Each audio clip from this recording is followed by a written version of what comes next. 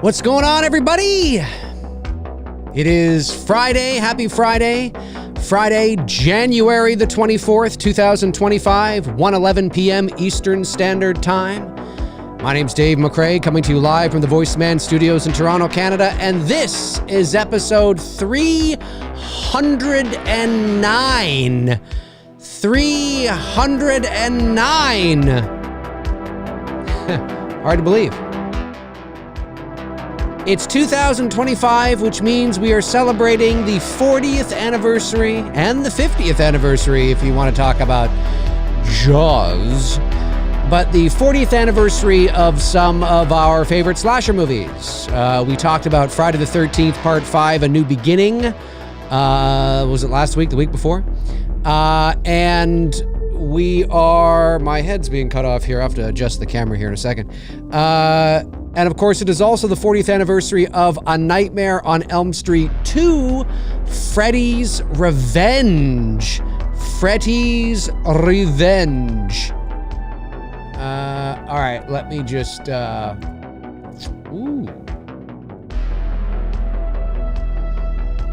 me adjust this a little bit. I think that's a little better. A little more headroom. Ah, it's a little better. It's a little better. It's a little better. Yeah, we'll see if anybody rolls on in. It's Friday afternoon, and we'll see if anybody rolls on in and wants to talk about, A Nightmare on Elm Street 2. Should be a good show today. Celebrating the 40th anniversary of arguably the most controversial film in the franchise in terms of, I don't know, do people care? I don't know. We'll find out. We'll find out if people care. Thanks everybody for joining me here on the show today. And it's hard to believe it's been 40 years since A Nightmare on Elm Street 2 came out. I remember when this movie came out. I was 6 years old when this movie came out. And this was the movie that, not a lot of people like this movie. I think it's gotten more love over the years. It was released on, let me just double check here. It was released on November the 1st, 1985. So we're still, quite a few months away from the actual anniversary date, but it is the year. So, hey, why not? It had a $3 million budget, grossed $30 million at the box office. And it did very well financially, obviously, because the first movie was such a huge success critically and financially. This movie, not so much a success with the critics and with fans. Not that there weren't people that didn't like it, there were, but in comparison to the first movie, this was not sort of what people or what fans liked. The critics, but it did well financially. Although it took them another 2 years to get to Elm Street 3. Elm Street 3 was not till 1987. But this is sort of the black sheep of the family in a lot of ways. But I have always liked it. I think there are a lot more people today that are starting to come around to it.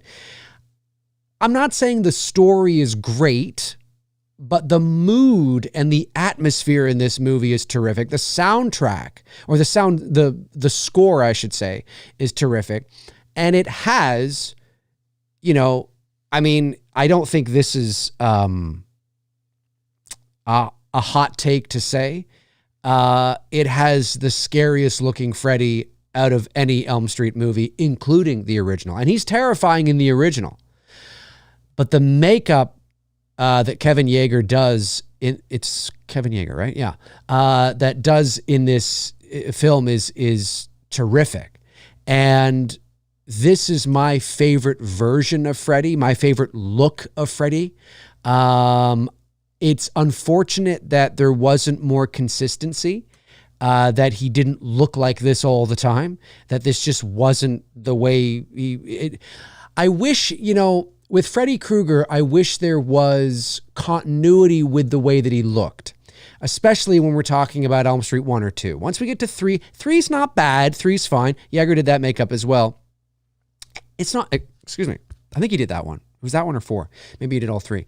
But that's fine. And 4 is not, but by the time we get to part 6, where he looks like he's just got bubble gum, I mean, you see more Robert than you do Freddy. And that, of course, we famously know is because Robert, by the 6th movie, was absolutely exhausted from sitting in the makeup chair for, 5 hours, 4 hours, getting poked. And I know a little something about that. So he was just tired of that and wanted as fast an application as possible.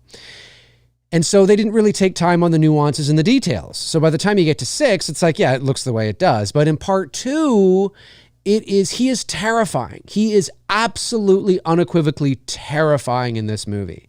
And I've said it before, I'll say it again. I think it has the best opening dream sequence out of any of the Elm Street films. I think it's got a score that is absolutely 100% comparable to the original film.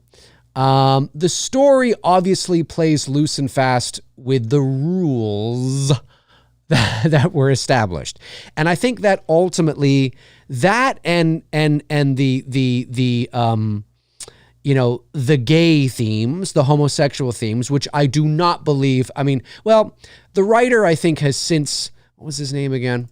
David Chaskin. I think David Chaskin has since loosened his grip on I don't know what you're talking about. I was just writing away.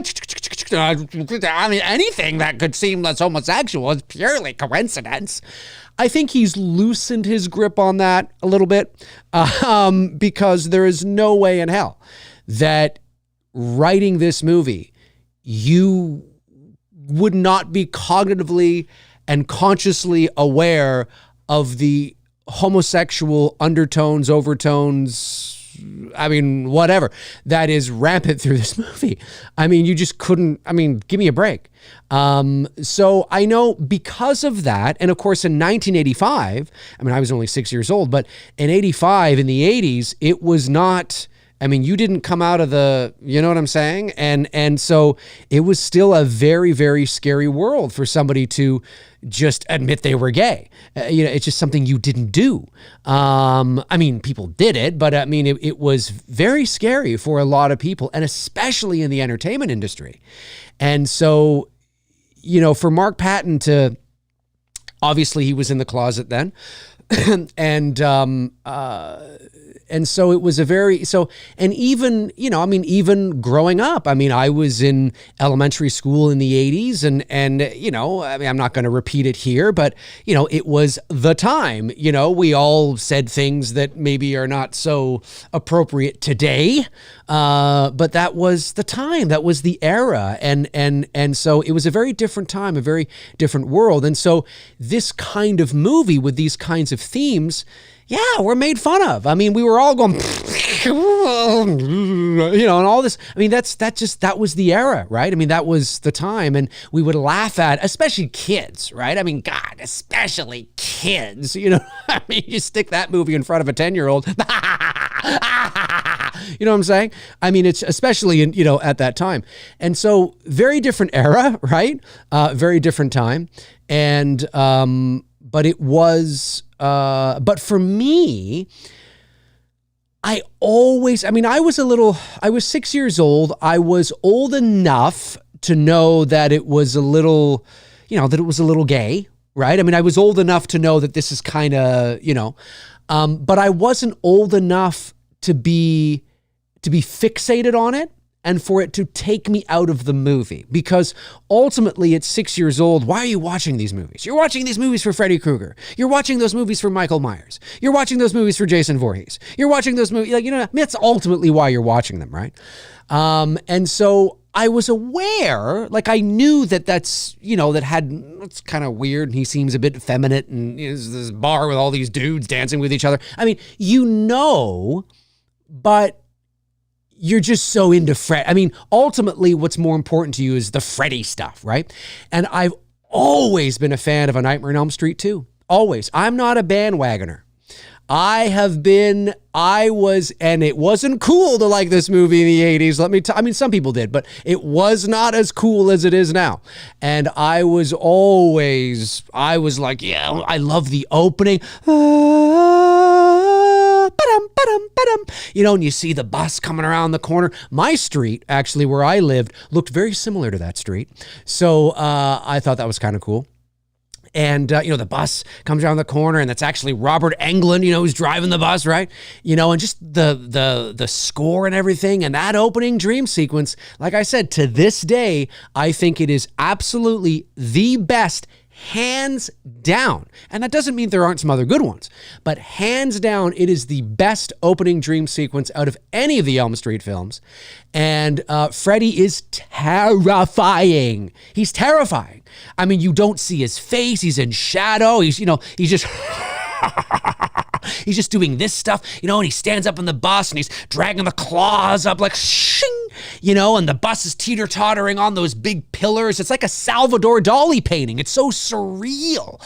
You know, it's just like, oh my God, that, like, it's just this, I mean, now, of course, you know, it's a little dated because you can tell that some of that is, you know, miniatures, but you know, there's a charm to it, right? And it's so surreal and so eerie, and the purpley kind of sky, and I mean, it was just, it is, to this day, I think it's fantastic. And Freddy throughout the film is terrifying. And the makeup with the, you know, the hook witch nose and the sunken in eyes and more of that wet, moist kind of look, and the, you know, he's looking, it's fucking great.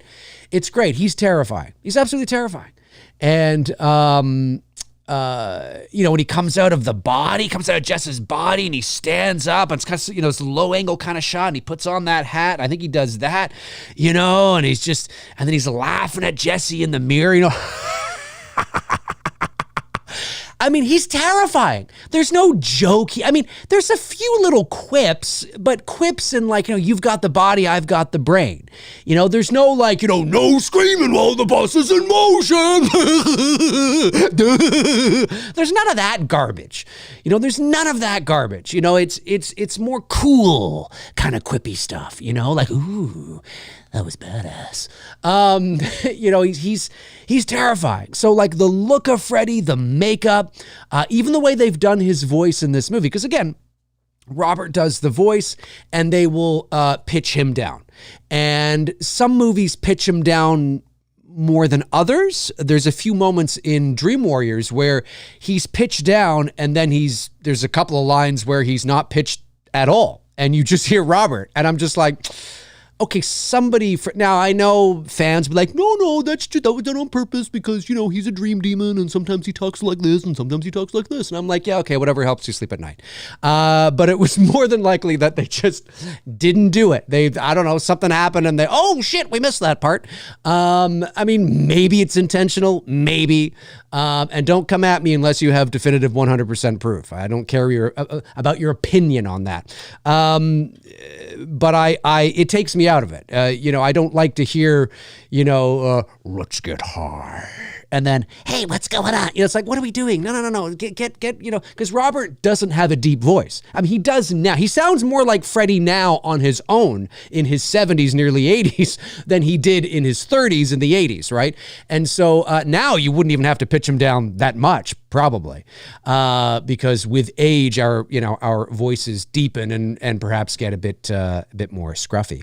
But certainly back then, if you just hear Robert speaking in interviews and just talking like Freddy, he's very much up here. What are you doing? Yes, I know. You know, and it's like, yeah. And then of course they pitch him down. It's, what are you doing? You know, and it's oh yeah, that sounds more like Freddy, right? And so there's I love that throughout Elm Street 2 there is that consistency, right? And I think it's not too deep, because you don't want to go too deep because then it's going to sound over processed, right? But you don't want to have it not not deep at all, because then it's just going to sound more like Robert, and Robert's not deep enough because he's not, you know what I mean? It's kind of, and so I think it was the right sort of right level, right balance, we'll say. So I thought he was fantastic, and just, yeah, the look and just everything is great. The story is what it is. It's got a very, there's a homosexual theme to it, a tone to it. Robert's been very open about it. He knew that from the very beginning that he was doing it. I mean, Robert has even said that, and I think it was Mark Patton that wasn't crazy on this, but he was during the hallway scene, "You've got the body, I've got the brain." I think Robert had said that I'm paraphrasing this, but I think he had said something about how he had discussed with Mark, as he's caressing his face, why don't I put, one of my knives into your mouth, right? Very phallic, right? And very suggestive. And I think it was actually Mark that didn't want to do it. I think, but there was some sort of conversation like that. So, I mean, people knew. I mean, there was very much, and Robert being the thinker that he is, and very detailed that he is, I think, and he understands that Freddy does know, one of the components of the character of Freddy is understanding your deepest, darkest secrets. He's a dream demon who gets into your subconscious. Your dreams come from your subconscious. And so he's able to tap into that. So he knows your secrets. He knows your fears, right? He knows the things you're keeping hidden because he's able to exploit that. Right. And, one of the things that, although it wasn't, because nobody knew that Mark Patton was gay, I don't think so, because he wasn't out of the closet then. I mean, maybe people assumed, maybe because he was a bit, there's a bit of a feminine, he's got a feminine side to him. So maybe people might have assumed or thought, or who knows, but he certainly wasn't out of the closet at that time. And according to the writer, that's not a theme in this movie at all. So I think it was probably a sheer coincidence that at least from what I can tell, that the movie has these undertones and themes, and they just so happen to cast a gay man. Or maybe they knew, they just assumed, or maybe they liked the fact that Mark was not quite masculine. He was more, effeminate with, maybe they liked that because it went well with, who knows? But nonetheless, Robert was able to pick up on all this, right? And he figured, well, yeah, maybe part of what, even though it wasn't outright in the story, when you look back at it in retrospect, knowing that Mark Patton is now, is gay, you can look at the character of Jesse and be like, oh yeah, he's got a bit of a feminine, he's a softer side, we'll say, right? And maybe that was maybe that's part of what even the character of Jesse is keeping inside of him, right? And that's how they sort of wrote that a bit when you talk about, Grady and his relationship with Grady and who knows, right? And Robert has always been like, yeah, that's what I knew, this was the gay one. I mean, I thought Freddy was trying to exploit those secrets, those deep, dark secrets that Jesse's keeping inside, and he's figuring out how to do that. And it's like he is his subconscious and all this and stuff. And of course, all this stuff I'm not thinking about at 6 years old when I'm watching this movie. These are only things in retrospect that, as an adult, you look back on and you're able to be like, oh, this is so interesting. But I've always been a fan of this movie, not because of the themes. I mean, obviously I'm not a gay man, so I can't relate to it in that way. I relate more to the filmmaking side in terms of how they handled Freddy and the makeup and the music and the tone of Freddy and all that kind of stuff. Like, I really like that. And it's one of my favorite. It's my second favorite in the franchise. I tend to like the Elm Street films in order. So except for New Nightmare. New Nightmare will be earlier in the list, but the first one is my favorite. The second comes next. The third comes next. And then probably is followed by the fourth. And then, or maybe it's 1, 2, New Nightmare, then 3, or 1, 2, 3, New Nightmare. That can bounce back and forth a bit. But it's usually, I mean, Freddy's Dead is absolutely last, right? It's a train wreck of a film. But I have always been a big fan of this movie. My favorite Freddy, my favorite opening dream sequence. I love how scary and terrifying and dark he is. The makeup is fantastic. I get the playing fast and loose with the rules, and I understand how that takes a lot of people out of it. It doesn't for me. For whatever reason, I can suspend disbelief, and I'm fine. I just can't.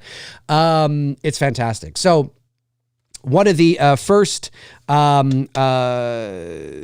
copies of A Nightmare on Elm Street 2 I had, and this was the cover that I always remember. This was the cover that I always remember. And you don't see this cover. It's on the thumbnail, by the way. You don't see this, at least in North America. I learned, thanks to my brethren in the UK, that this was not a cover that was seen in the UK at all. They had a very different cover for A Nightmare on Elm Street 2. But this is the cover that I remember. This is iconic to me, because this is what I would see in the video stores. This is what I would see on, every time I'd walk into the video store and I'd go to like the horror section, it would be, there it is. I mean, it's iconic to me. So back in I think this is late 80s, early 90s. I don't know if this is an original run copy of Elm Street 2 on VHS. Is it media? It is media. It is media. But I don't know if I'm not 100% sure when Elm Street 2 was released on VHS. It was probably 86. I don't know if I got this. I don't think I got this in 86. I think I would have picked. So yeah, maybe it is an original run, but I got it just a few years later. I'm not sure. Anyways, I think I got this in like the late 80s. But there's a bit of water damage on it. So I did have to put some Scotch tape on it to kind of, but I've had this for, nearly 40 years myself. So, but there it is. That's the cover that I remember to me. That is to me A Nightmare on Elm Street 2. That would sit in the video store, and that's it. A Nightmare on Elm Street 2. There it is, folks. There it is. There's the tape right there. So funny. Nightmare on Elm Street 2. Love it. So I had to put some Scotch tape on it. You can see the Scotch tape there. But I've had this for a long time, and I've watched it many times, but that is what I remember. And so I'm not getting rid of that.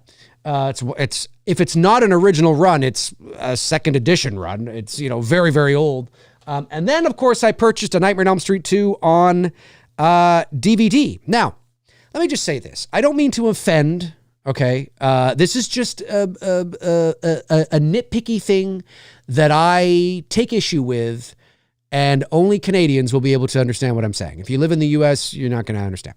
Oh, you might be able to empathize, but you will likely be unable to sympathize. So obviously here in Canada, we have 2 official languages. Now, technically, and I say this with all due respect to my Quebec brethren, my brothers and sisters in Quebec, the government of Canada officially recognizes 2 official languages, but the vast majority of the country speaks English. That doesn't mean that there isn't French in areas. There are, but it is the majority of the French speaking are Quebec, right? Montreal, Quebec City, the rest of the country is English. And so it always has bothered me. And I say this with all due respect, but it's just a nitpicky thing for me. Okay. It's not personal. It's just a thing for me. I've always disliked how everything has to be labeled in English and French. I don't mind, on a box of Cheerios or actually, I don't even think that is it on food in the grocery store? I don't think it is. Is it? I'll have to double check. I have some cereal over there. But on a lot of stuff, you will see English and then French. And it's like that on our movies. And I don't like that. I don't like that. To me, it ruins the box. It ruins the box to see A Nightmare on Elm Street and then I can't speak French, by the way, but José de Elm Street. And it's like, I don't want that on there. It ruins the box to me. That's not personal. It's not an attack against the language. It's not an attack. I just think that even if you're French, you'll still know what that is. you'd still know what that is without the French title on it, right? So it's always bothered me. A Nightmare on Elm Street Part 2, Freddy's Revenge. And then, of course, we have the French language title here. And it's just, I've never liked that. I'm not a fan. And it's just a personal thing. I just like it. I want it clean. I want it like, yeah, just, what it is. You know what I mean? Like, yeah, just clean. And what it's, I don't need the... I don't need, and I highly doubt anybody in Quebec would walk into a store and look at this, and if it didn't have the French translation, they'd go, I have no idea what that is. Oh, the French translation. Oh, it's a Nightmare on Elm Street 2. No, you know what that is. You would know what that is no matter what language it was in, ladies and gentlemen, okay? So I just, I don't know, it's always bothered me. No offense. I don't have anything against my brothers and sisters in Quebec or my brothers and sisters who speak French. I don't have anything against you. It's just a thing that I just, Now, funny enough, it's not on the inside. It's not on the disc. There's no French label on the disc. It's just English. But that's always bothered me. Of course, on the back, they have English. They have English and then French. And it's like, stop the insanity. I'm gonna get I'm gonna get attacked now. Nuance, people. Nuance. And then, of course, I bought the Nightmare on Elm Street Blu-ray. I bought the Blu-ray, A Nightmare on Elm Street on Blu-ray. I bought this off of, this does not have the French on it at all. But I did buy it because I bought this. By the way, French is not on everything. It's just some things I'm like, oh, why is it there? Letters, I'm going to get hate mail. But I did buy the A Nightmare on Elm Street collection on Blu-ray. And one thing I noticed, though, about this is that I forget which discs it is. But when you put in the discs, like, I forget it now. But say I'll put in, like, A Nightmare on Elm Street 2. But it'll be Freddy from Elm Street 3 who's on the menu. And I'm like, why is Freddy from Elm Street 3 on the menu when it's supposed to be Elm Street 2? Come on, people! Details! You screwed up! Fans will notice that. But so I do have the entire collection, the Elm Street, the collection on Blu-ray. I don't think the films have been released in 4K yet, as far as I know. I don't think they have been, but we'll see. We'll see. But those are my only copies of A Nightmare on Elm Street 2. So I have obviously it on Blu-ray. I have the whole collection on Blu-ray, obviously. So it's there. Let me just see if I can, hang on a sec. I think they're just all together, right? Yeah, they're just all together. Elm Street, and then Elm Street 2 and 3 come together. So obviously, you guys know this. You've seen these discs before. Elm Street, there's 2 movies per disc. Apart from the first film, I think. I think the first film has its own disc, but there's 2 movies per disc. And so those are the only copies I have of A Nightmare, obviously on the Blu-ray, on the DVD. The DVD, that's the back. That's not even Robert Englund there. That's that poor sap who didn't know what the hell he was doing, and then they replaced him. Thank God. Can you imagine if we ended up with this guy for the entire movie? Whew, that'd be awful. But that's the back of that DVD there. And then, then obviously the VHS. The VHS. This is my favorite, obviously, because it reminds me of my childhood. It reminds me of going into the video store. Going to the video store and seeing this. Who remembers this? Who remembers going into the video store in the 80s or the 90s? But if you're, my age, you'd have those fond memories of the 80s as well. And seeing this in the horror section, walking up to it as a little kid and looking on the back and being like, whoa, oh yeah, yeah. Can we rent it? Again? Yeah. Amazing, amazing, amazing. Folks, if you're watching after the fact, jump into the comment section and let me know your thoughts on A Nightmare on Elm Street 2, celebrating 40 years this year. Well, not till November the 1st. It was released on November the 1st, 1985. I know it's only January the 24th here of 2025, but we are in the 40th year. So happy 40th anniversary to A Nightmare on Elm Street 2, the black sheep of the family, an underrated gem, my favorite sequel, actually. I like it better than Dream Warriors. I'm sorry, folks. I do. My favorite Elm Street sequel. Freddy is fantastic. The makeup is great. He's terrifying. He's scary. Oh, my God. The music is great. The opening dream sequence is fantastic. The best in the series. There's some great moments, some great shots coming out of the body, through the mouth and the eye. I think that was a woman's eye. I forget whose eye that was, but I think the eye was a woman's eye, if I'm not mistaken. Yeah, great stuff. Great stuff. I'm a big fan. Are you a big fan? Jump into the comment section and let me know your thoughts as we celebrate 40 years of A Nightmare on Elm Street 2, Freddy's Revenge. Oh, baby. What's that? Hit me something all night long. Getting your ass into the shelves. Everybody can dance to that song, right? Everybody can dance to that song. Let's jump over to the chat room and see what you are all saying. Let me just see what you all are saying here. Hang on a sec. Okay, there you are. Let me go. Why is that being a bum? There we go. Let me go back. The Ethers organization says, this is the beginning of the end for Dave McRae. Yes! Yes! Love it. Let me see here. Power Packers 90 says, he's Bonavou, primetime French-Canadian Freddy.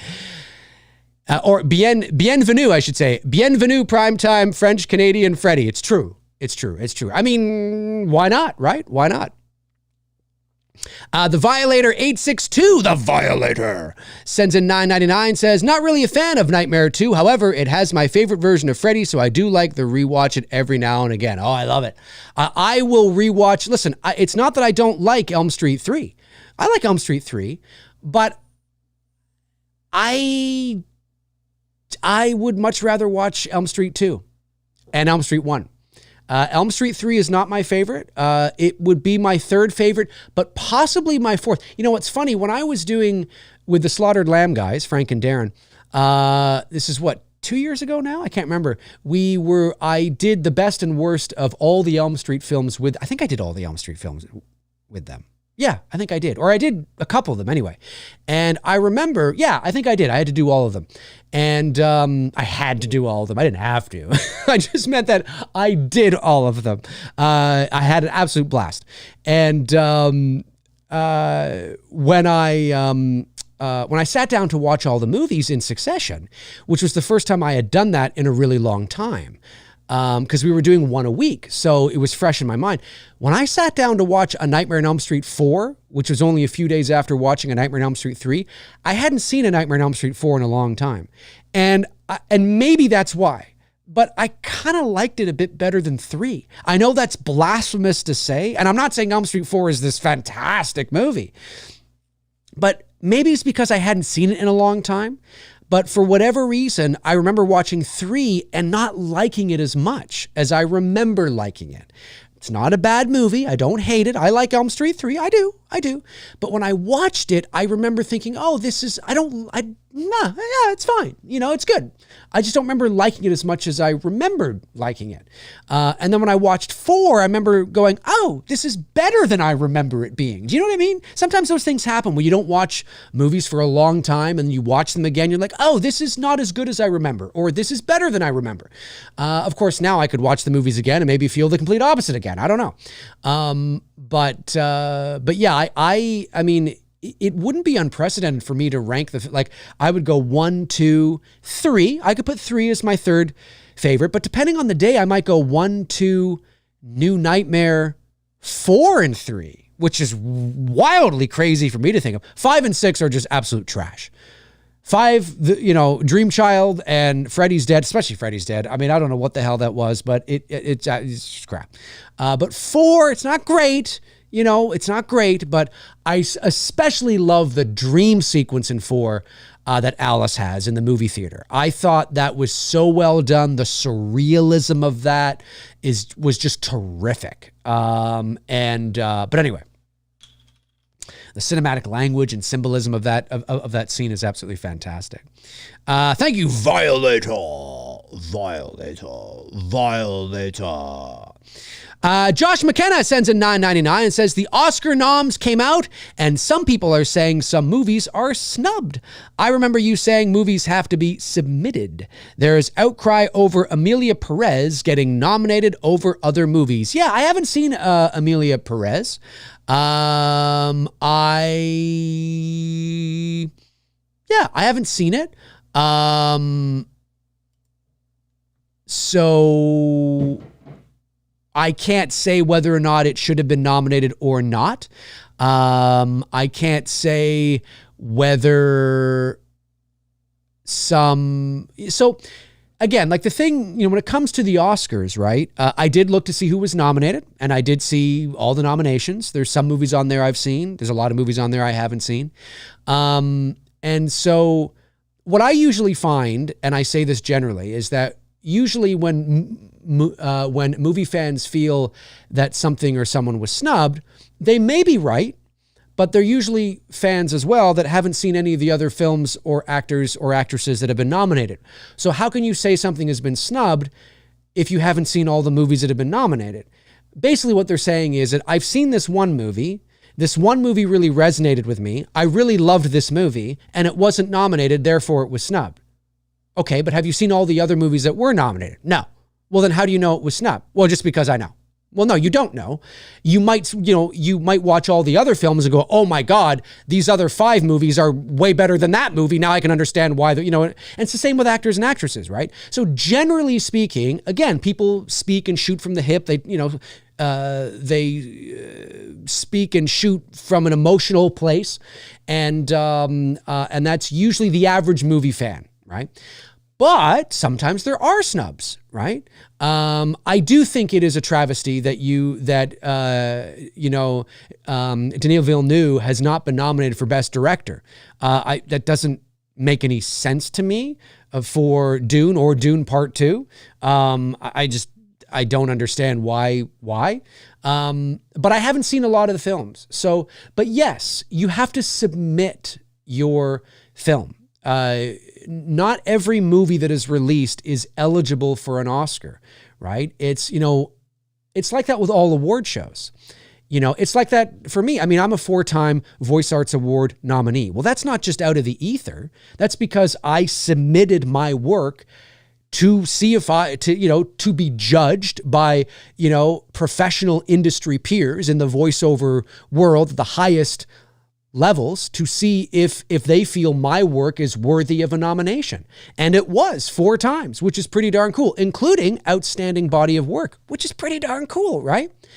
But it's like that with the Emmys. It's like that, with the Grammys. It's like, you have to, if you want to be nominated for an Emmy, you have, not you as in you, the actor necessarily, but the producers, the studios, the production, whatever, they have to submit you for recommendation, like there's paperwork you fill out. There's all award shows are like this, right? It's not like the Academy or, of film or TV or whatever. It's just like 5 people that sit on a board and just look at all the stuff that comes out and just throws darts or picks and chooses. No, you have to be submitted. And the Oscars are no different, right? So if a studio or a production company or whatever, they feel that they have a movie that is getting a lot of buzz. It's doing well maybe at the box office. It's doing well with critics. There's a lot of talk around it. They could sit there and go, you know what? Let's see if we can build an Oscar campaign around this. Maybe we should submit this for Oscar consideration, right? Maybe we should, maybe we should, oh my God, I mean, so-and-so's performance is fantastic. You think maybe, let's see if we could, all this kind of stuff. And so there's paperwork and everything, and you have to be approved, and then you get, a package back, and you got to build a campaign, you got to spend tons and tons of money, and it's all this thing, right? I'm giving you the Cliff Notes version. But you can find this. I've talked about this actually on the channel in a video in the past. Yes, so it is they have to submit the actor or the film or whatever the case is to be considered for a nomination. And not everybody that submits does get accepted to be considered for one, right? Not everybody does. All those that have been nominated, obviously, yes, they were approved to be obviously considered. That's why they're nominated. And now hopefully, they're hoping to win. But I don't know. I have heard a lot of people talk about Emilia Perez and that it wasn't a very good movie, or that they're surprised it got 13 nominations. I haven't seen the movie, so I don't know. I have no idea. All I know is that there's a few movies on there that I have seen that I'm not surprised to see on there. And there's a few movies and then there's a lot of films on there that I haven't seen. So I don't know. But yeah, please know, folks, that no matter, maybe there's an award show. I don't think there is. I think it doesn't matter if it's the Tonys, the Grammys, the Emmys, the Screen Actors Guild, the Oscars, the Voice Arts Awards. It doesn't matter what award show it is. You have to submit, right? Whether that's me submitting my work, the studio that I'm working with submitting my work, whether that's, and there's a fee that you pay, to submit, obviously, right? You know what I mean? And that's like every award show. I think to submit your work to the Emmys, because I think I looked into this one time, and this is just to submit your work. It doesn't mean you're going to get nominated, right? But it was something like, don't quote me on this, and I'm talking about the voiceover side of things. It was something like, I want to say $600 or $700 submission fee or something like that. It was something like that. I can't remember now. Don't quote me, but it was, and that's US, and me being here in Canada, obviously that would be higher for me. That'd be nearly $1,000 Canadian, right? And so, it's not virtuous in the sense of it's still a business, right? And so, it doesn't mean that these films or actors or actresses or voice actors or whatever are not worthy of the nominations or not worthy of winning. But I think if you don't know how the business works, you might think that because we keep referring to them as the Academy, well, the Academy is about 15,000 people, right? Or 10,000 people. It's not like the Academy isn't just a board with, 7 people that sit, and make all the decisions, right? You know what I mean? Like it's much more detailed, much more complicated than that. And how voting works, right? Each branch gets to vote on their, like the actors, but I'm pretty sure this is correct. The actors don't get to vote on who gets a nomination for best cinematography. All the cinematographers get to vote on who gets a nomination for best cinematography, right? Like the actors aren't voting on the writing and the writers aren't voting on the acting. And so it's much more complicated. But I only say that, Josh, to your point, because I think there are, thank you, Brandon. I will take a look at the beginning. I think there are some people, again, that because they're not really paying attention, they just think it's this, I don't know, like this board that once a year just looks at everything that's been released and they just kind of throw darts or pick whatever they think is their favorites. And it's like, it doesn't quite work that way, right? Like for example, The Substance has been nominated for 5 Academy Awards, right? Well, let's hypothetically say for whatever reason, the studio and, the producers, for whatever reason, they didn't submit The Substance. They didn't bother. For whatever reason, they just didn't submit The Substance to be considered. The Substance would not be nominated for 5 Academy Awards today. It doesn't matter how good it is. It doesn't matter how much buzz it got. It doesn't matter what you thought of it. It doesn't matter if it's your favorite movie of the year. It doesn't matter if people thought it should be nominated. If they didn't submit it for consideration, it wouldn't be nominated. You know what I mean? So like you got to brush up on how the Oscars, how award shows work really at the end of the day, because there's a lot of parallels, but especially the Oscars, right? As far as I know, I mean, there might be some details maybe I'm slightly off on, and by all means, feel free to correct me if I am. But I'm pretty sure I'm in the ballpark here, at least 90 to 99% of how it works. So it's yeah. I don't know. I mean, the nominations are what they are. I haven't seen a lot of them, so I can't really speak in any great detail. Let me go back and get some of those ones that I missed. Amadusius joins level number 2. Thank you, Amadusius. Bebop Boop says, would you vote to become America's 51st state, Dave? Not a chance in hell. Not a chance in hell. And I find all of that. I mean, I don't talk politics here on the channel, but I will say this. I find the rhetoric from your president hilarious. I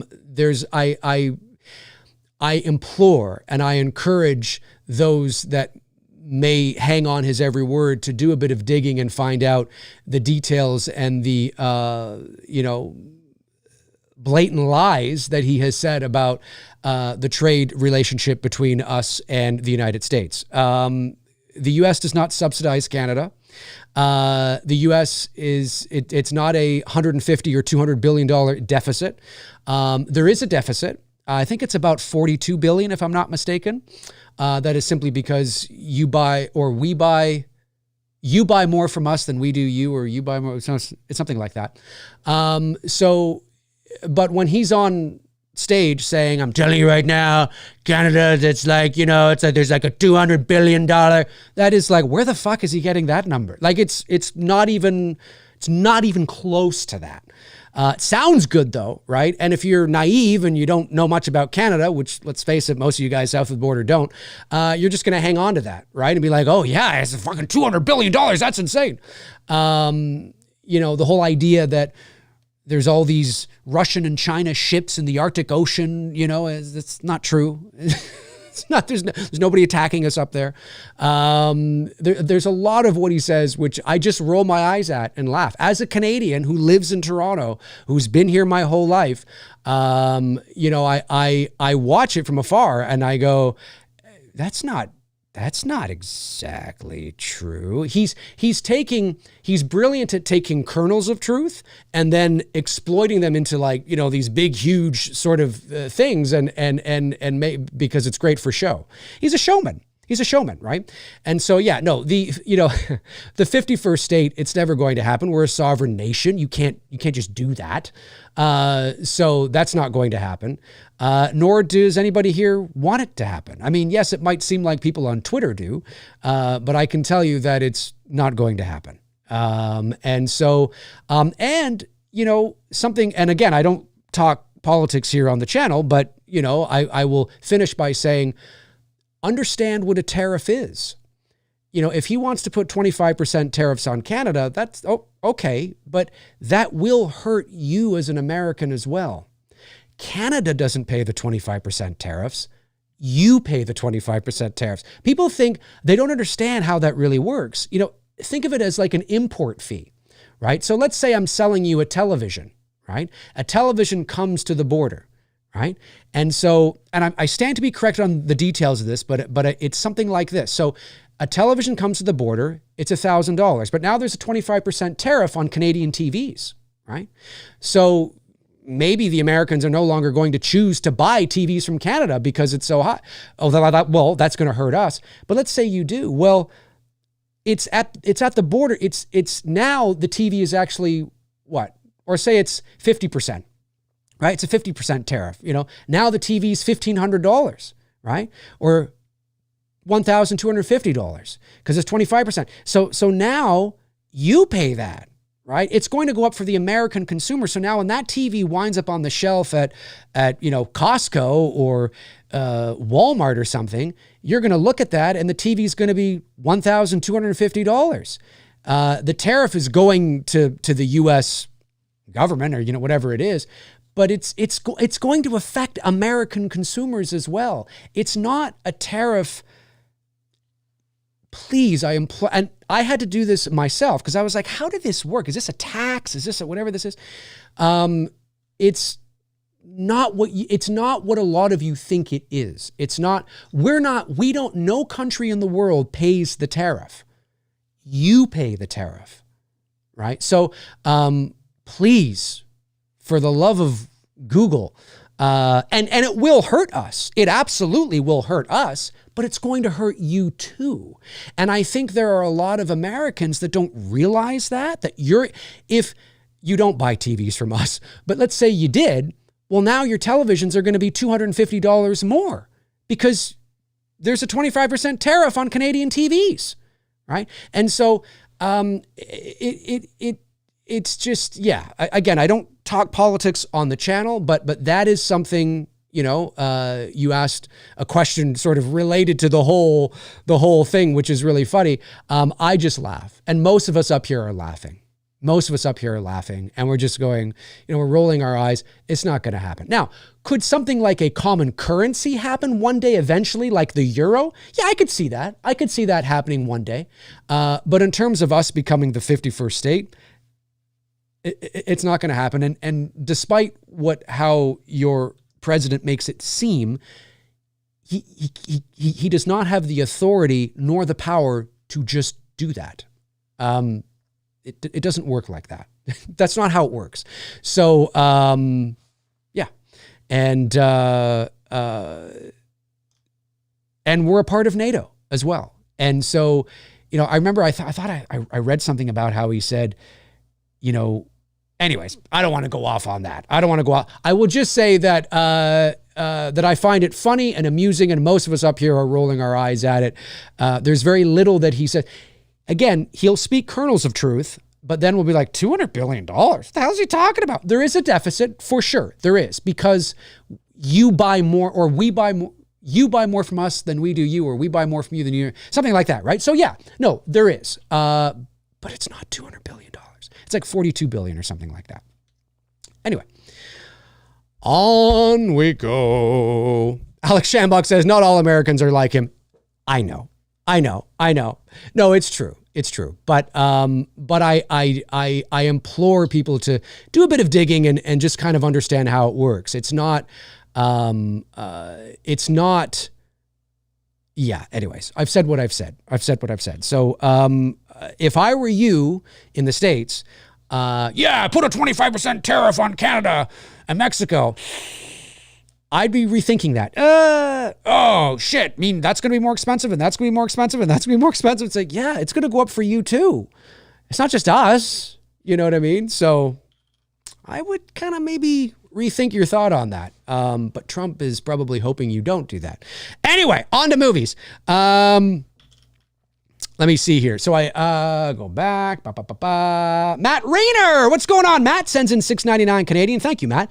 Says, hey Dave, were you ever able to frame and find room for the Freddy bus photo I sent you a couple years back? I did. Yes, I did. It is. It's in a frame and it's upstairs and it's in sort of a den area. Yes, I did. It's an awesome photo. Thank you, Matt. Really, really appreciate that. Goodreal Hunting sends in $4.99. Thank you, Goodreal. Says, It's Me, Billy Chapter 2 is a nominee for the Real Horror Awards 2025 for Best Horror Fan Film Show on February 8th at 8 p.m. Eastern. Amazing. That's so cool. Thank you, Goodreal. That's awesome. That's really cool. Well, thank you so much for nominating our film. I'll keep my fingers crossed. Simon Mills sends in a member chat and a member for 17 months. Says, the opening to this always stuck with me. One of the best, in my opinion. No jokes in this one. Freddy not messing around in this one. Makeup on point. Could not agree more. It's, yeah. It's just amazing. And amazing how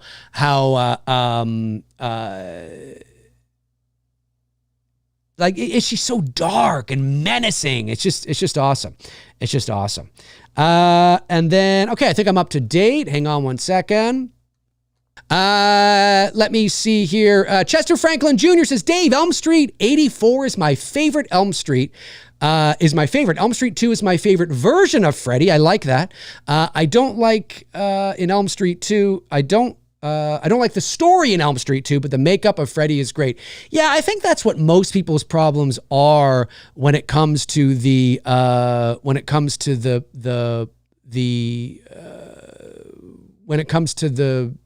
sequel. I think that's sort of the issue when it comes to Elm Street 2, is that people just don't like the story. And then if you are somebody, I'm not saying you, I'm saying if you are somebody out there that is, homophobic or doesn't really like, then that whole thing just, isn't great either, right? For somebody who might feel uncomfortable with that. But for me, I mean, I've always been a fan, again, like I said, since I was a little kid, and loved the Freddy. I mean, again, the homosexual undertones, overtones, themes have always been there. But like I said earlier in the show, at 6 years old, like, you notice it, like, you're old enough to be like, oh yeah, this is kind of weird. And I say weird in the sense of, oh, this is like two guys are in this bar and there's all these guys and, and so like you notice those things, but you're too much into Freddy, right? You know what I mean? But I think it's great. It's one of my favorite sequels. And I think it's great it's now known as sort of like, a gay horror film in a lot of ways, which is pretty cool for those that, are part of that community. I think that is cool. And it's not like it's subtle, right? It's more undertones, right? It's more in the background. It's more kind of on the peripheral.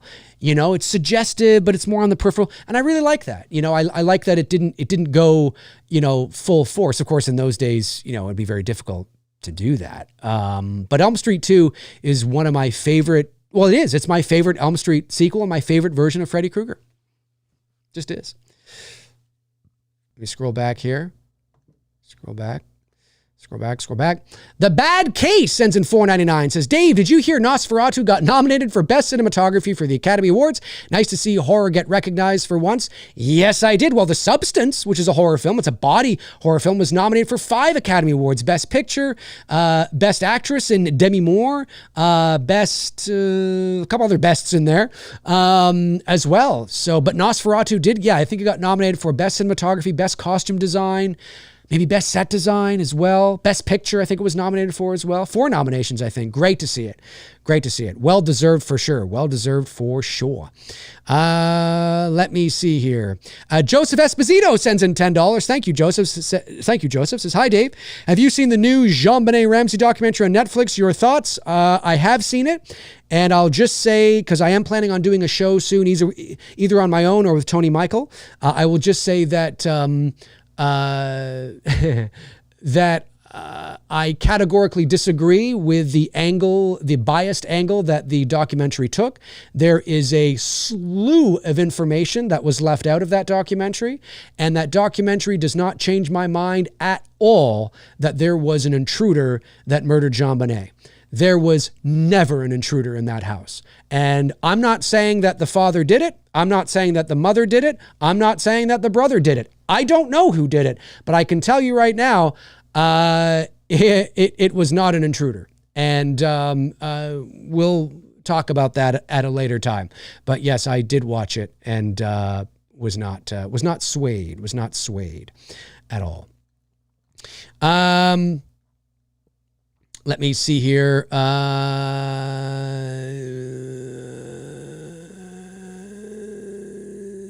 I see. Yeah. Josh McKenna says, missed my earlier super chat or member chat. Thank you, Josh. Let me go back at the member chat. Let me get the member chat from earlier. Okay, let me go to the other screen and get the member chat. Member chat from Josh McKenna. Member chat, Josh. There it is. I finally saw Nosferatu last night. Great mood and atmosphere. That was nominated in a few categories. Yes, it was. I'm glad you liked it, Josh. Or at least you liked the mood and atmosphere anyway. Oh yeah, no, it was fantastic. I mean, it's such a great movie. And I'm one of the ones that liked Wolfman. I gotta say, I liked Wolfman. Happy Sanjo follows up with another super chat. Thank you, Happy. Says, I just want to say that that 50 wasn't a bad one. I respect you. That 50 wasn't a bad one. I respect you in what you do. I know a lot of these connections are one-sided. It's hard to find that balance. That 50 wasn't a bad one. That 50. You mean the $50 super chat? Oh, look, I believe you. I do. I think it was probably, yeah. Well, I mean, if it was what you said in the thing, I think that's fine. It's under the bridge, Coy. It's under the bridge. And again, I certainly didn't mean to make you feel on the spot, put on the spot. That certainly was not my intention. I just wanted to remind you as inconspicuously as I could to think about those things, right? And sometimes it can be tricky. Yeah, it's moving on, folks, moving on. Jamie Hart sends in $5. Thank you, Jamie. He says, I'm going to be on Davey Deathray's channel tonight at 10 p.m. to talk about Evil Dead. That's my big event for the weekend. I'm making a comeback. Yes, Jamie, yes. Great to see it, Jamie. Great to see it. Amazing. That'll be a lot of fun. Well, people will have to tune into Davey Deathray's show tonight to see you on the channel. That'll be fun. Evil Alex says, I actually like the story a lot, the undertones in part 2, and how Freddy uses it against the character has more layers than people give it credit for. Freddy is most scary and has great kills. I agree. It's fantastic. Aaron Click says, Dave, I liked Wolfman too. It wasn't perfect, but I don't know what the extreme haters saw. I am floored at the amount of hyperbolic, nonsensical hatred that is being spewed at Wolfman. It just doesn't connect with me. The only thing I can think of that makes sense to me is that there are a slew of people that went into watching this movie expecting to see a werewolf instead of a wolfman. And there is a difference between a werewolf and a wolfman. A werewolf, is more like an American Werewolf in London. It is more wolf than man. Whereas Wolfman, man being the operative part of that, is more of a hybrid. It doesn't shapeshift. It doesn't change into a wolfman, then back into a man, then back into a wolfman, then back into a man. But werewolves do that. Werewolves are usually influenced by the lunar cycle, right? The moon and all this kind of stuff, where wolfmen aren't necessarily. So I don't know what people were expecting. Obviously not that. I didn't enjoy it, as I said the other day, as much as The Invisible Man. I didn't enjoy it as much as The Invisible Man, but I really enjoyed it. And I think Leigh Whannell is a hell of a horror director with great horror directing sensibilities. And I think he's I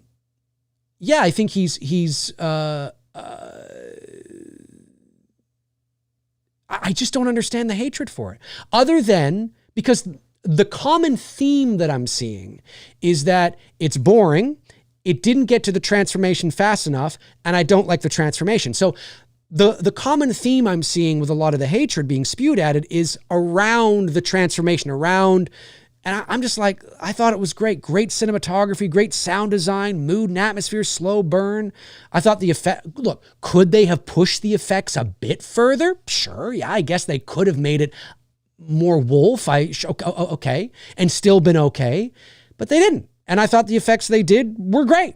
I had no issues with it. I cannot get behind people that step up to the plate and say Wolfman is a catastrophic dumpster fire, that Wolfman is dog shit, that Wolfman is garbage. Listen, if that's how you feel, that's how you feel, but I can't get behind you on that. Like, you can tell me that if you want, but you're not going to get, yeah, totally. Yeah. I can't even see it from your perspective. I can't even go, well, I disagree with you, but I can kind of see what you're saying. No, I don't know what planet you're living on thinking Wolfman is garbage. Garbage? Have you ever seen a garbage movie? Do you know what a garbage movie is? Yeah, it's Wolfman. Well, then you haven't seen, well, then you need to get out more, son. You need to get out more. That's not me saying you have to like the movie. You can be like, I didn't really like it. Okay. Garbage? Nah, it's not garbage. No way. It's not garbage.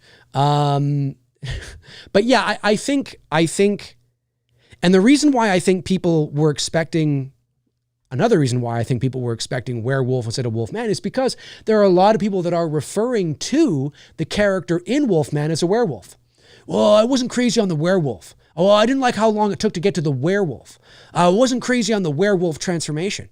And because werewolf and Wolfman are often used interchangeably, right? We kind of, toss those words around, but they actually do have distinct different meanings. And so, yeah, I liked it, man. Not as much as The Invisible Man. I like The Invisible Man more, but I liked Wolfman. I did. I had no issues with it. I give it like a solid 7.5 maybe. Maybe an 8, depending on the day. I don't know. It's definitely a 7 at least. It's good. It's a good movie. Tom Hungarian sends in $5. Thank you, Tom, and says, Dave, if Nightmare does make a comeback, I think getting Lily Rose Depp would be kind of symbolic with her dad making his final debut in the OG. Yeah, I'd have to see, I think, wasn't Nosferatu like one of her first movies or something? Was it? I can't remember. Anyways, I'd want to see more of her before I, like if she was going to be cast as like Nancy or something like that, right? If you were going to do like a remake. I'd want to see a little more of her, I think. I don't know if Nosferatu is quite the test, the example of whether or not we should be casting her. I mean, symbolically, sure. But in terms of, is she the right fit? I don't know. I'm not sure. But she was great in the film. She was really good. I really liked her a lot. It's good stuff. Mendel Goodman says, I think the latest Star Wars sequels, I guess you're talking about the sequel trilogy, were completely garbage. I disagree. But hey, it happens. Let me see here. Happy Sandro says Black Christmas 2019 was awful. Now that, but even that, like, yeah, you could say that was garbage because of this, right? Like that's more in line of what I would consider like, that movie's just garbage because it's pretentious and it's condescending, right? You know what I mean? Like it's not a movie with a political message. It's a political message with a movie, right? So it feels pretentious and condescending and they did themselves a disservice, right? They did themselves a disservice they did themselves a disservice. So, yeah, not a fan. Brandon Collins says most fans speak in superlatives. Yes, superlatives. And lack any ability to see anything of any real substance. It's a hot take, folks. Look out. They'll take a film that is a 7.5 and say it is a 10, but a 6.5 they will swear is a 1. It's true. No, I mean, you're right. It's because things are either garbage or they're shit. And not every movie has to be amazing. Not every movie is going to be amazing, right? Not every movie is going to reinvent the wheel. Sometimes it's okay to just watch a good movie, right? Like that was a good movie.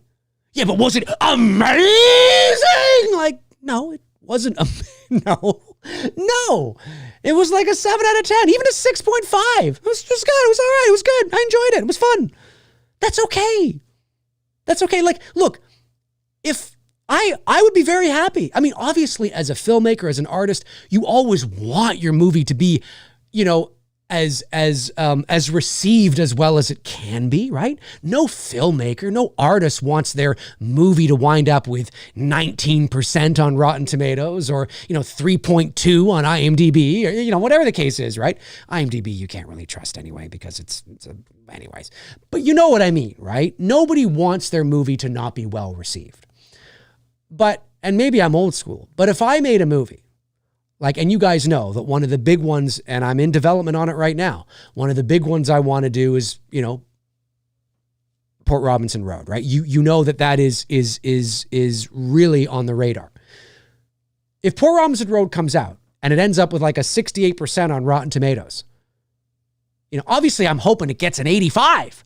But by the end of the whole thing, 200 people have reviewed it, 68% on Rotten Tomatoes, I might be like, yeah, hey, it's not bad. I mean, that means like nearly 7 out of every 10 people really liked it. And it winds up with, I don't know, a 7.1 on IMDb or something. That's pretty good. Now, I certainly don't want like a 2%, or a 30 or a 22% or something, right? I think it's just, we live in the world of extremes, right? To Brandon's point, right? We live in the world of extremes. Either something is shit or it's amazing, and it's like, that's not true. There's a lot. And just because something is, a 3.5 out of 5 or a 4 out of 5 or even a 3 out of 5 doesn't mean the movie's dog shit. You only start getting into dog shit territory when you start getting into like half a star or 1 out of 10. But how many 1 out of 10s are there really? Just like how many 10 out of 10s are there really, right? There are most movies, I don't care the genre, most movies live in the middle, right? In that 4 to 7 territory, right? Even 5 to 7.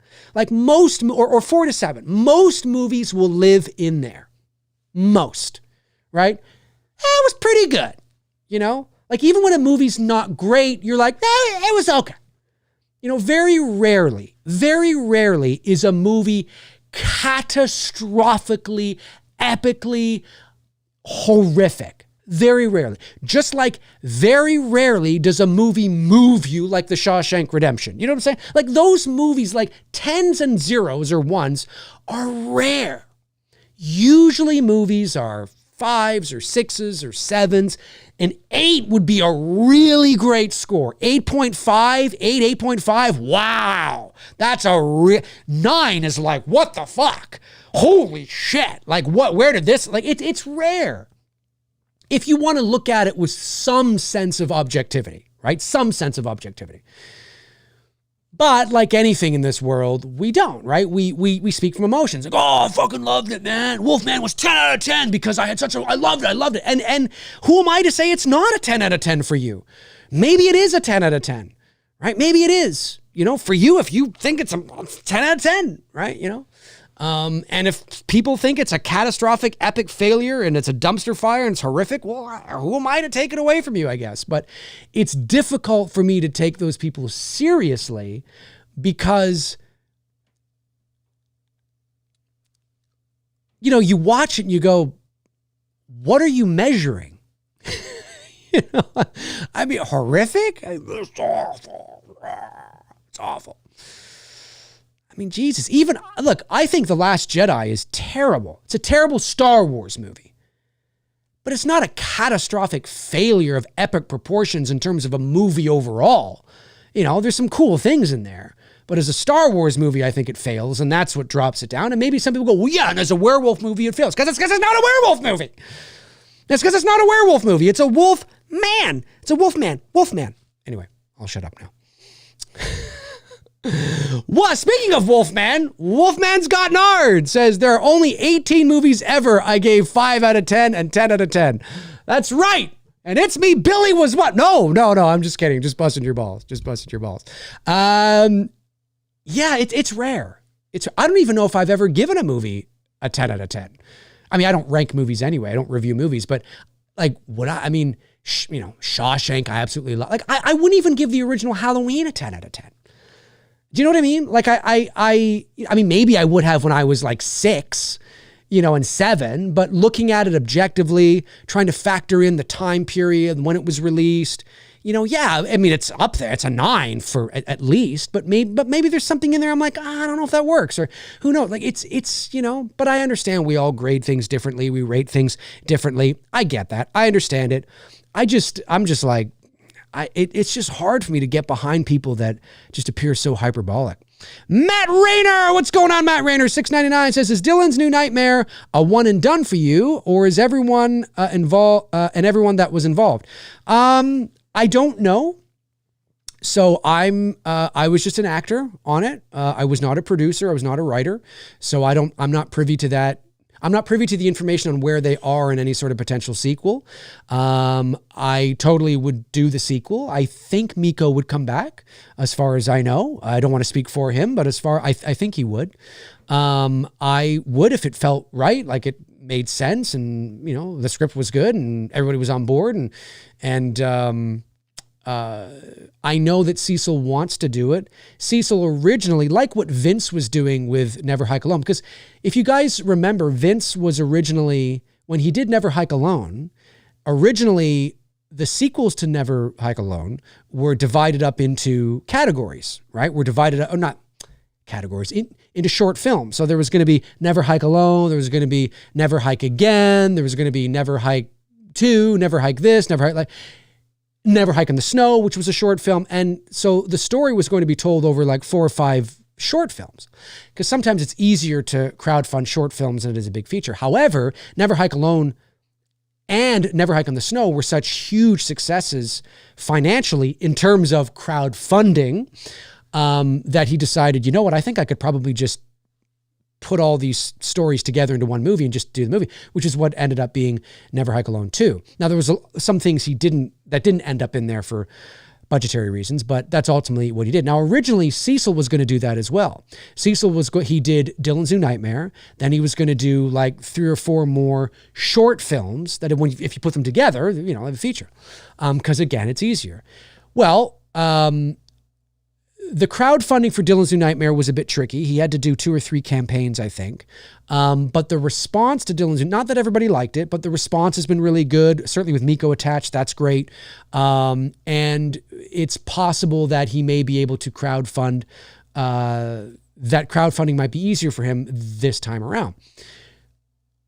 But he also doesn't want to spend the next 5 or 6 years of his life, if not more, crowdfunding 3 or 4 or 5 more, short Elm Street New Nightmare fan films. I mean, Cecil, like myself and like Vince, want to go off and do original work. Now, I think Vince is gearing up for a potential Never Hike Alone 3. So all the power to him. I know he has original work in the works as well, but and then you take us, right? It's Me, Billy. It's Me, Billy was a 2-parter, and that was it. People have asked me, are you going to do, It's Me, Billy 3? I'm like, no, it's done. It's done. I can't, I want to move on to original work now, because, when you work at this level and again, yes, they're fan films, but they're real films, right? And so there's a lot of hard work that goes into it. So if we're going to put that much energy into it, we might as well now that we've done this, we've shown what we can do as filmmakers, and we show the caliber that you can expect on a low budget like that. Imagine what you can expect if we had $5 million, right? And so, we're ready to move on to that phase. That doesn't mean the next thing we do is going to be a budget of $5 million. It just means we're ready to move on now. Ready to, to move on to original work, to move up and move up the ladder in terms of budget and, original work. And so, because we don't want to spend the next, we don't have, it's Me, Billy 3, it's Me, Billy 4, it's Me, Billy 5. I mean, because we can't get paid. We can't get paid. As the producers, we can't get paid. And we can't spend that much time and energy putting that much work into something, because you see the result. That takes a lot of time and a lot of energy, and not reap the benefits of it, not get paid for it. And it's time now. I mean, I'm approaching 50. I'll be 46 in May, and I'm like, I really want to make a go at this here, right? And so Cecil's thinking the same thing. Cecil's my age. I think he's a year younger than me. I think he's 45 this year, I think. And then Vince is not too far behind. I think Vince is 42 or 3, or I think he's in his early 40s. So, we're all at that age where it's like, we've shown what we can do, and we want to be able to, move forward as well. Now, but Cecil does want to finish his Elm Street tribute. And there is a script that he wrote, a feature-length script that I know. I have read it. I do like it, but it was a draft that I read like maybe a year or so ago. So I think he's gone through a few more drafts. I don't know what's changed, what hasn't.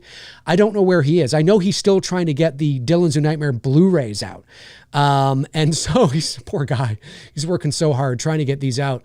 And so I'm not, so where that, and he has original ideas as well. So what that means and I don't know. I don't know. But would I come back? Yeah, I would come back. For sure. But it would be a feature. He wants to do the sequel to Dylan Zoo Nightmare as a feature. And so whether that happens or not, I don't know. I'm not entirely sure. Cody Snyder gifted a membership. Amazing. Thank you, Cody. Gifted a membership to JZ or JZ, like we say here in Canada. JZ Glazier. Welcome, JZ. Welcome to the fam. Welcome to the fam.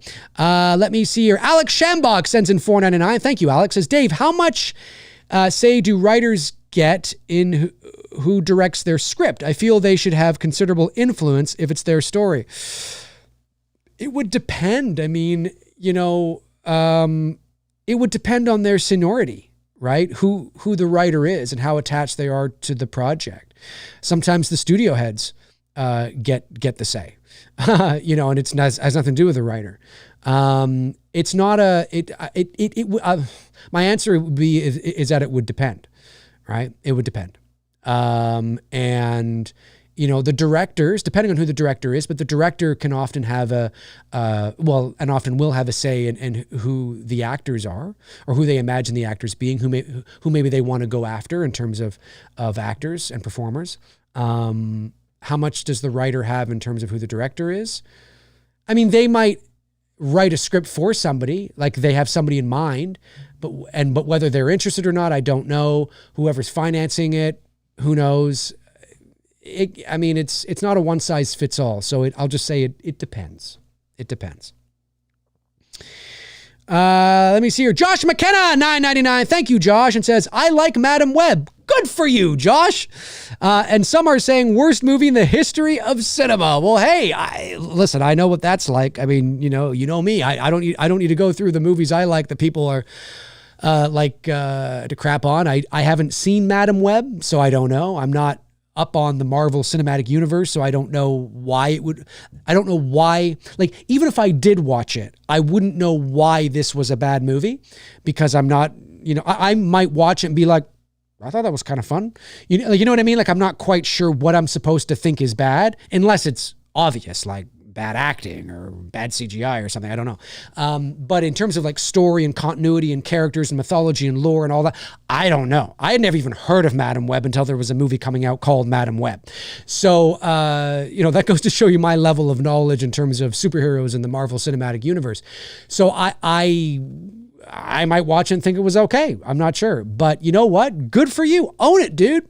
You watch it, you were like, I had a good time. I liked it. Own that shit, man. Own that shit. I love it. I love it. I love it. Let me see here. Got the membership from Cody. Have I got all the super chats? I just want to make sure I'm not missing anything. I just want to make sure I'm not missing anything. I don't think I am. Good. Let me see here. No Holding Back says, Dave, what's your next film going to be about? Any hints? Ooh. Well, first of all, I don't know what my next film is going to be about. It depends on where the money is.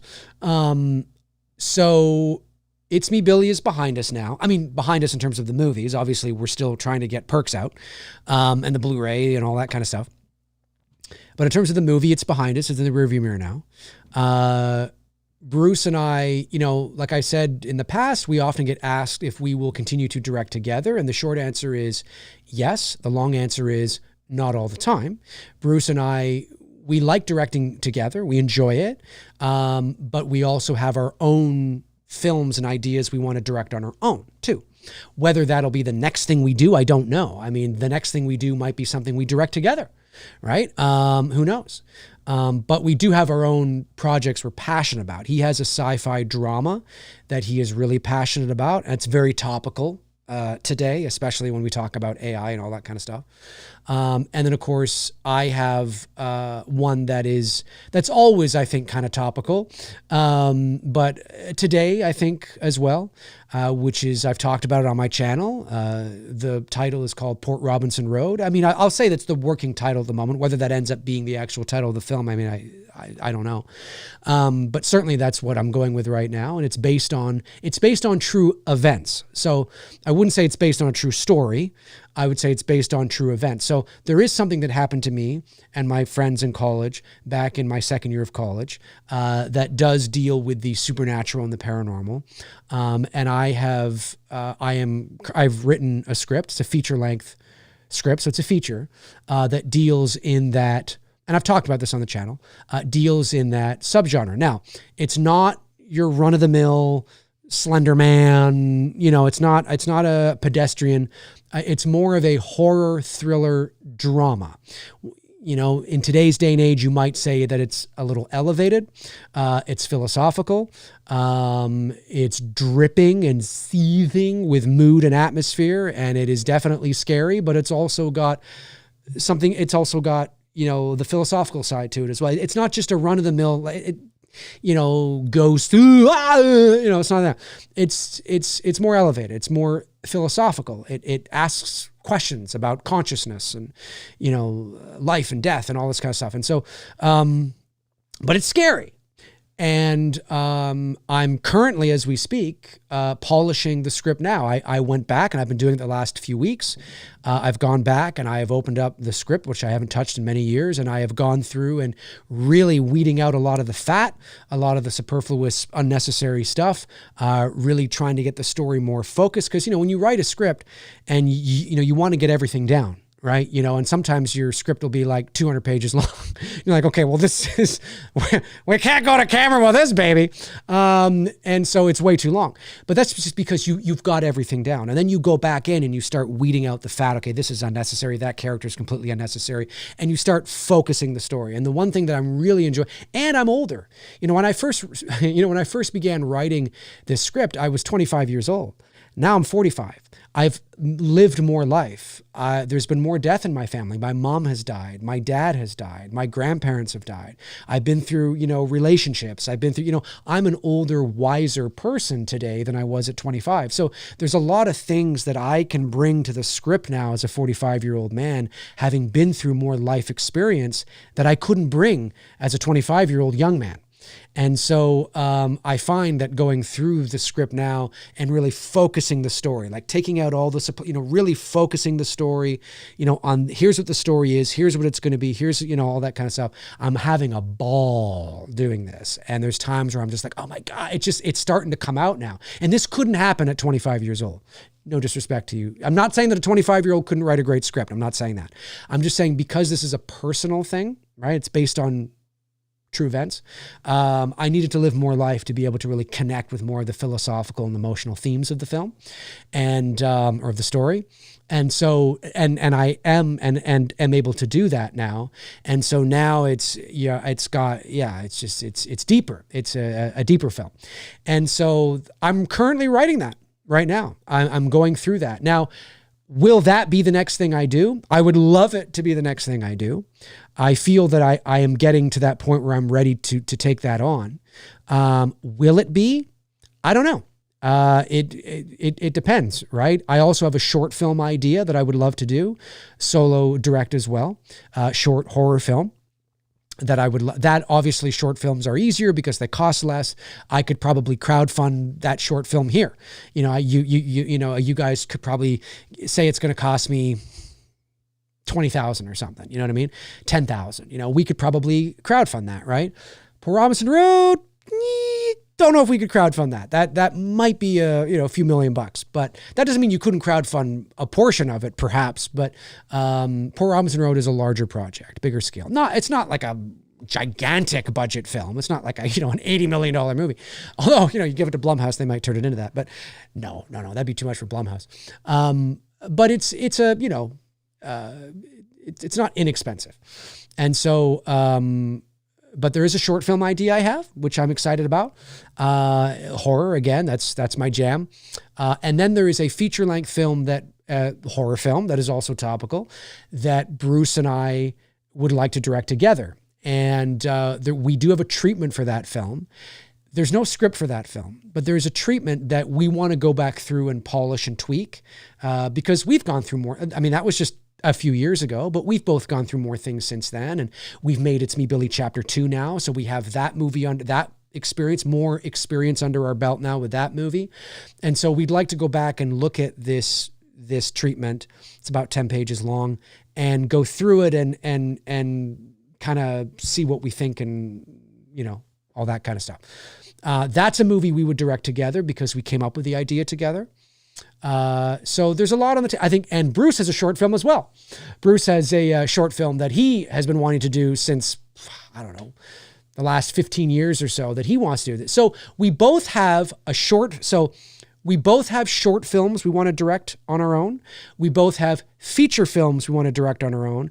And we both have a feature film that we would love to direct together.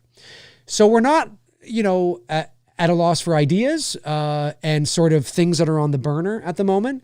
But what is that next thing going to be? I don't know. I mean, I was working on the Port Robinson Road script before I went live here today, and I was I'm so excited with how it's shaping up now and how the focus of the story. Again, all I can describe it as, and writers will know what I mean, is it's becoming more focused. When you first write a story and you fucking got everything in there, and somebody reading it is like, oh my God, like everything in the kitchen sink is in here. And it's just that there's a lot of stuff. There's a lot of stuff going on. And there's too much, there's too much. That doesn't mean a more experienced writer couldn't maybe make it work. But I mean, I'm certainly not, I wouldn't classify myself as an experienced writer. So, going in and weeding out and chopping away all that fat and just focusing it, I'm just like, oh, I get goosebumps when I'm writing. I mean, I'm writing my own thing and I get goosebumps. But yeah, it will be based on true events. The difference between a true story and true events, generally speaking, is, a true story is a true story. Now, sometimes movies will play fast and loose with the meanings. Texas Chainsaw Massacre, true story. Well, not really, right? But, generally, like technically, a true story is a true story. That doesn't mean they don't take creative liberties. They can and they will, but it's a true story. Like, this is the story of Abraham Lincoln. This is the story of, whatever. This is, biopics can be, doesn't mean there isn't some creative licensing. Whereas based on true events is more about a story. The story tends to be fictional, but it's based on the real story that happened, right? But the real story that happened maybe doesn't translate verbatim exactly well to screen. It's like, this might work better as a documentary. So how do we make this into a feature film? So you have to create a story based on these events and pick things that make sense, but you can't just do all of it. Like it wouldn't really work, right? So that's basically what's happening with that. So I'm very excited about it. I'm jazzed, to get in there and get and see where it goes. But I'm very excited about it. Tabitha Short, one of our great modders. Tabitha says, do you think you're close to finishing the Port Robinson Road script? I mean, maybe a few more weeks. I don't know. That doesn't mean I won't continue to tweak it, but, it'll probably be, what is it? I'm trying to get it to about 95 pages. There's a rule of thumb, obviously, and this is, not an exact science, but there's a rule of thumb that, a minute of a minute a page, right? So a 95-page script is a 95-minute movie.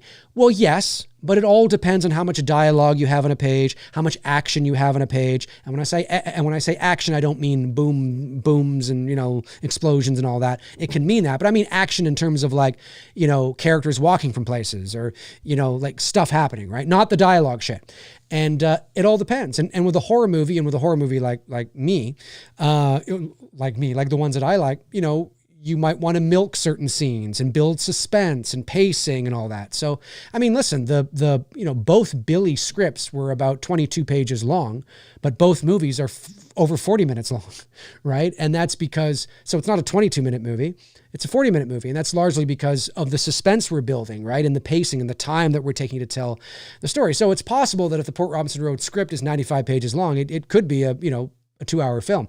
I don't think it needs to be 2 hours if I'm thinking about it, you know, off the top of my head, but maybe it'll be 100 minutes, 110 minutes or something. Who knows?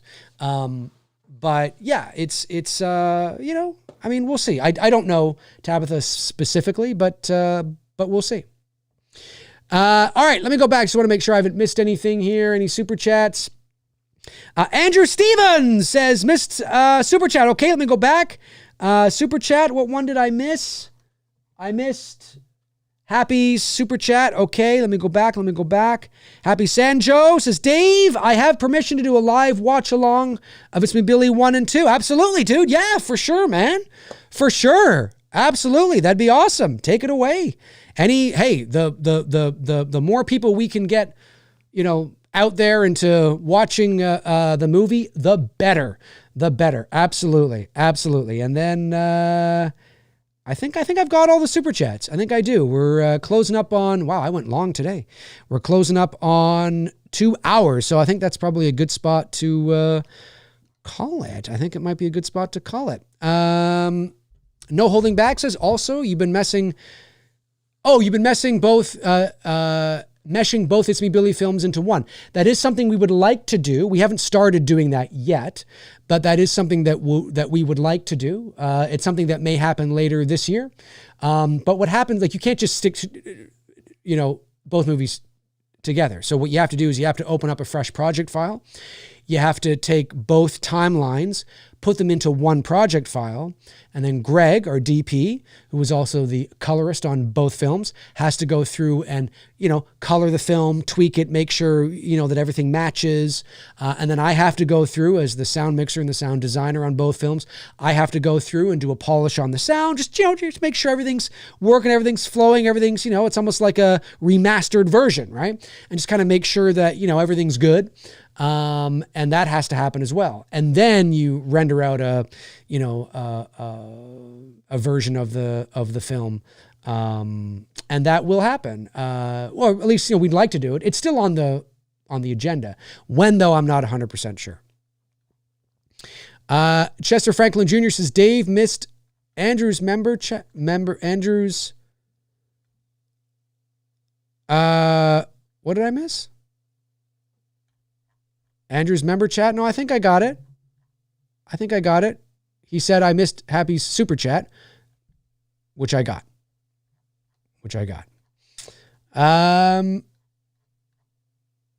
Bobby Hall says, Dave, your next movie should be about you doing a live stream and creepy shit starts happening. It wouldn't be about me. I wouldn't make it me. But you never know. Yeah. Well, I think they already did that, didn't they? With I think that was done over COVID, if I'm not mistaken. There's a lot of creepy ones like that. All right, folks, listen, that is going to do it for me here on this episode of McRae Live. I want to thank, of course, my moderators for doing what you guys do. I really appreciate it. Thank you to all the super chats that came in today. I really appreciate you sending in the super chats and supporting the channel in that way. It means a lot to me, of course. Thank you to the member chats. Thank you to welcome the new members here. Thank you for coming. And this was a good show today, folks. If you're watching after the fact, jump into the comment section and let me know your thoughts on A Nightmare on Elm Street 2, Freddy's Revenge, celebrating 40 years this year. 40 years this year. Absolutely amazing, ladies and gentlemen. Let me know your thoughts on Elm Street 2. That is going to do it for me. Have a great rest of your Friday. Have a great rest of your weekend. And I will be back very, very soon, ladies and gentlemen. Very soon. All right, folks. Have a great rest of your weekend. In the meantime and in between time, I will talk to you soon. Cheers.